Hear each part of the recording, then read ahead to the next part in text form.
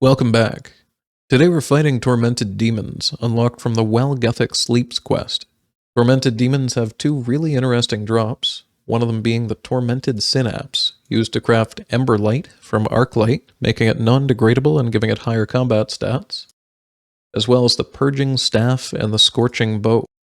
They can also drop a Bone Claw, used to make, well, bone claws. Time will tell whether bone claws end up seeing a lot of use, or if they just kind of end up being a stepping stone on the way to dragon claws. Maybe they'll be good for Iron Men. We'll see. Tormented Demons do count as a Greater Demon Slayer task, so switch your gear accordingly if you happen to be on Slayer task. Otherwise, you'll need to bring two different sets of combat equipment. I'm choosing to bring range and melee, but you can bring magic if you want to. If you have a Turducken Shadow, then you probably do want to bring Mage. Arclight seems to hit pretty well on them. A Fang works equally well, I think. But if you have the money for a Tormented Synapse, or if you have Emberlight, definitely bring that instead. If you want to bring a spec weapon, I'm using a Void Waker just because it hits Mage, and because of the mechanics of the fight, it's just kind of fun sometimes to spec them with melee gear and hit them with mage damage while they're praying melee, because I don't know, it's a game. Other than that, I'm just bringing what I have for max melee gear, but adjust accordingly based on your budget. Primordials are only a tiny strength bonus, obviously. You don't need to spend 30 mil for those and bandos and everything like that. You'd totally rock the new Blood Moon set if you really need a good strength bonus, or whatever your budget allows. Range sets the Bofa, but you can absolutely use a Blowpipe, some God, Dehyde, whatever you've got that way. I think you could probably get away with using Elite Void if you really wanted to, but adjust based on your levels and budget. As far as items go, I've got ranging pots, super combat pots, about 4 prey pots, and the rest of my inventory is food. If you bring Thralls, bring whatever combat style you're not currently using. If you're bringing Mage and Range, for example, then summon a melee Thrall. Don't forget your Book of the Dead if you're bringing Thralls.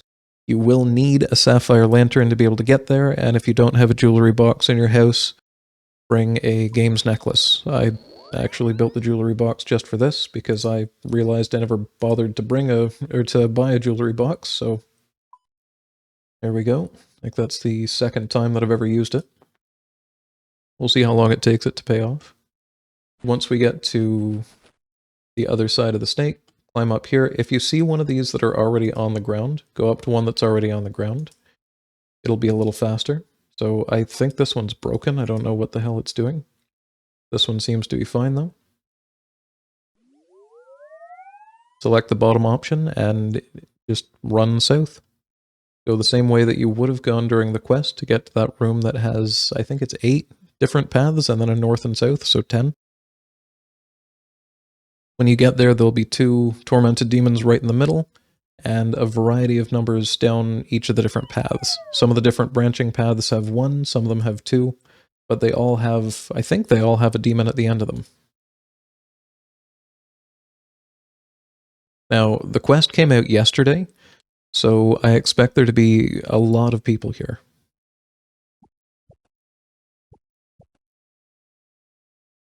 You might want to pre-pot a stamina potion. It's up to you. I obviously didn't. I've got about 30% now that I'm here. You can just fight the 2 in the center, but there's a lot of competition for them. Anyone running through here will often try and tag them from you.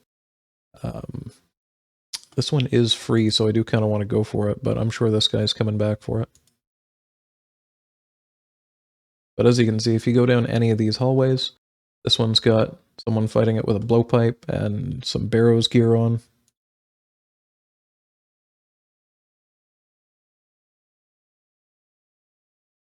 And I am already unable to type. Whoops.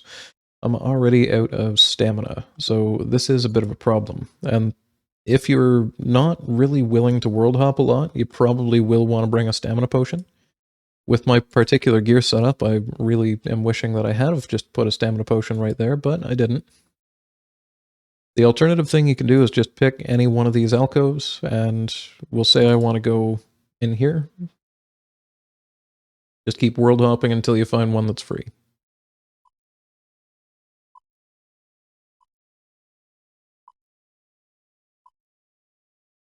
There we go, that wasn't too bad. So it moved towards me, so I'm going to pray melee. If it hadn't have moved towards me, oh no, I was totally wrong. Well, I assumed that that worked at the start of the fight, and it does not, so I'm going to pot up. I'm going to resurrect my Thrall. I'm going to turn on my combat prayers, and we're pretty much on autopilot until this thing reaches 75%, or until it's attacked either 8 or 9 times, I'm not sure which, but it should be coming up soon. It does this attack that's kind of annoying. Right there. Where it binds you in place, and then it switches what kind of attack it's going to do. Am I just wrong? Oh, yeah, no, it's doing mage. So I did actually make a bit of a mistake there. So now it's going to pray melee. So I'm going to Void Waker spec it, and interesting. So the Void Waker spec actually did just cause it to go back to pray mage. So, okay, might have found my new favorite little way to keep it in one combat style. Or closer to one anyways. So yeah, I'm a little rusty on the first fight here, obviously. It's going to switch to melee anytime now. It should already be, I think. It's staying prey mage forever? What's going on? Okay. The percents might be a little bit off on Runelight's indicators, maybe. Not sure what that was about.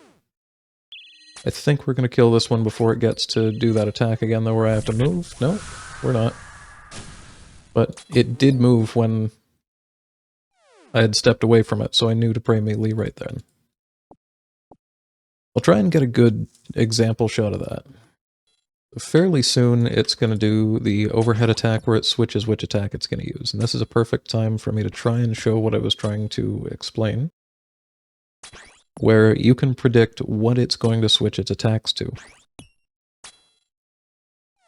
I'm going to stay in range gear just so that I can go this. So if it moves, it would have gone into melee. Because it didn't move, it went to attack with magic. Because it doesn't actually need to move to be able to target me with magic, obviously. But if it had have switched to melee, it would already be auto-pathing towards me.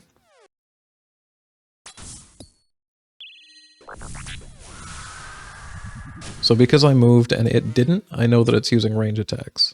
And that's its range attack animation, is to throw those bananas at me or whatever they are.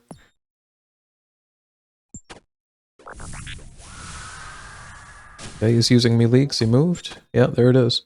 If you're fast enough and lucky enough here, I feel like you could probably get through maybe 20, 25 kills in a trip. I think a Blood Fury would probably make sense here, especially right now with the price of the drops. They're not going to stay that way, but...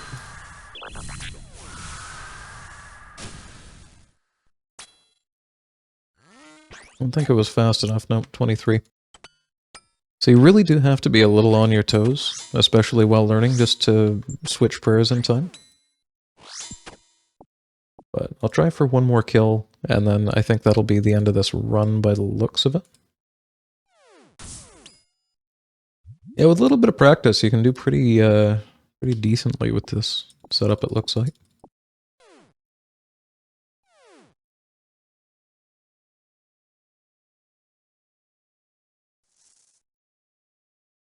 So we've been getting kind of lucky for a while here and not really taking a lot of damage. I think if you really sort of focus in on what you're doing with a Blood Fury, you could stay here pretty much indefinitely. Like as long as your Prey Potion supply lasts. And they do drop Prey Pods sometimes, so that could be a while.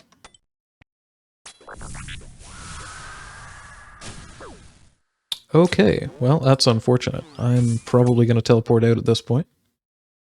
Because if you start messing up, you start taking a lot of damage. When it does the overhead attack that nearly killed me in the first place, it shoots 2 of them, but it shoots them to 2 somewhat random locations, and I don't know if there's a safe direction to go. I haven't found one, but I think realistically any more than that, I would have been probably just getting greedy at the end of that run, but that's not too bad. So I started at 15 and I'm at 26, so I got 11 kills in that run with a lot of mistakes. I think based on the last couple of kills, I very much so think you could manage 20 kills per run with the inventory that I brought out.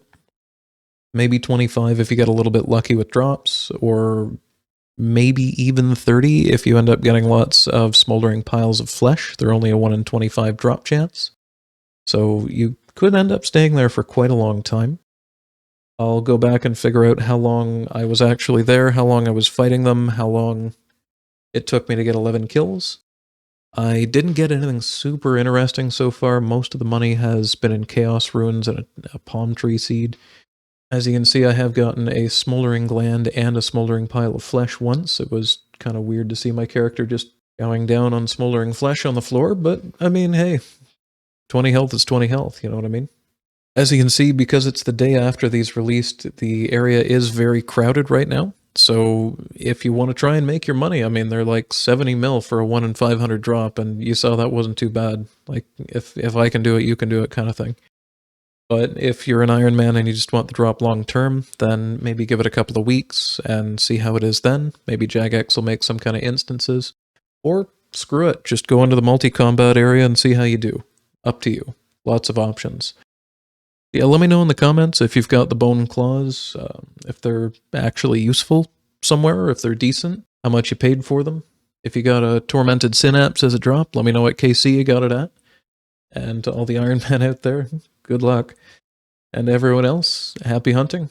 Make your money while the update's new, and I hope you enjoyed While Guthic Sleeps. I sure did.